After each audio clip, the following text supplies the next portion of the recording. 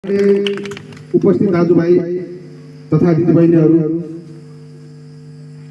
यो मोहनियाल गाउँपालिकामा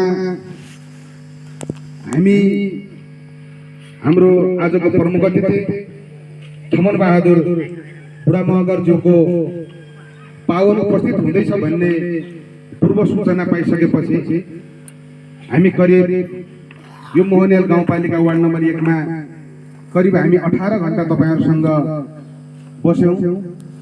तपाईहरुका प्रत्यक्ष रूपमा सुख दुःखका कुराहरू पनि बुझ्यौं।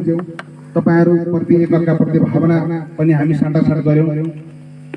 र सर्वप्रथम यो देशलाई बदल्नु छ भने, यो देशलाई परिवर्तन गर्नु छ भने तपाई हामी जस्ता गरिब, दलित, निमुखा, जाति जनजाति चौधरी समुदायको बलिदानी नभएको नेपालको इतिहासमा कुनै पनि आन्दोलन अगाडि बढ्न सकेन। त्यसैले जब हामी नेपालका मूलवासीहरू र नेपालका दलित समुदायहरू जो उत्पीडितको भुखमरीमा बाँचिरहे, अन्यायको चपेटामा उनीहरू बाँच्न विवश भइरहे,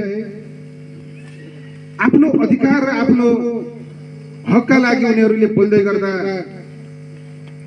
कुनै सरकारले आतंककारीको बिल्ला भिराए, कुनै सरकारले हामीलाई आतंककारी भनेर हामीलाई दिन दहाडे गोली हानेर पनि मारेका इतिहास हामीले बिर्सनु हुँदैन।